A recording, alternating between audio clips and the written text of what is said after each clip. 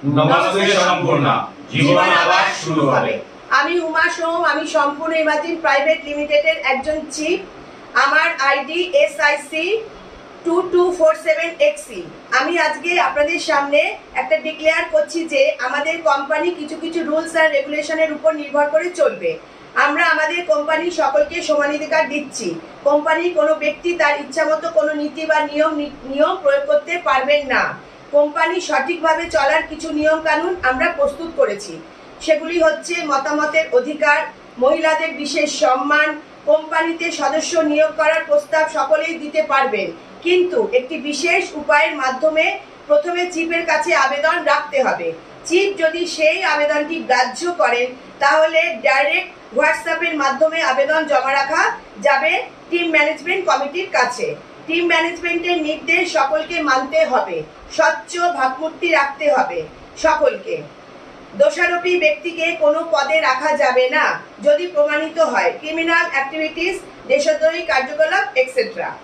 তা আর্থিক তছরূপ অভিযুক্ত ব্যক্তিকে যদি প্রমাণিত হয় তাহলে তৎক্ষণাৎ তাকে বহিষ্কার করা হবে। কোম্পানি নিয়ম নীতি ভঙ্গ করার অভিযোগে অভিযুক্ত ব্যক্তিকে 3 বার সতর্ক করার পর তাকে বহিষ্কার করা হবে।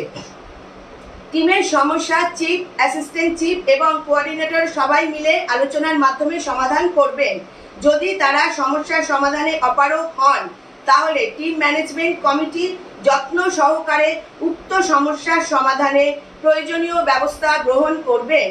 কোনো সদস্য অপর কোনো সদস্যদের বিরুদ্ধে কোনো অভিযোগ আনলে সেটা তাকে প্রমাণ করতে হবে, না হলে উক্ত ব্যক্তিকে শাস্তি প্রদান করা হবে। Chief, assistant chief, coordinator, team leader এবং টিম মেম্বাররা যদি 30 দিন যাবৎ ফোন না ধরেন অথবা কোনোরূপ যোগাযোগ না করেন তাহলে ইনঅ্যাক্টিভ পার্সন ঘোষণা করা হবে। চিফ একটি গ্রুপের সর্বোচ্চ পদে থাকবেন। Assistant chief, coordinator, team leader এবং টিম মেম্বাররা সকলে চিফের নির্দেশ মানতে হবে। চিফের পরিবর্তে অ্যাসিস্ট্যান্ট চিফ সেই গ্রুপটিকে পরিচালনা করবেন। টিম ম্যানেজমেন্ট কমিটি প্রতি 3 বছর অন্তর নতুনভাবে গঠন হবে এবং গ্রুপ ম্যানেজমেন্ট কমিটি প্রতি 2 বছর অন্তর নতুনভাবে গঠন হবে। যে সকল সদস্য কোম্পানির ব্যবসায়িক নীতি, আদর্শ ও নিয়ম মেনে চলবেন তারা বছরের শেষে কোম্পানির ম্যানেজমেন্ট দ্বারা পুরস্কৃত হবেন।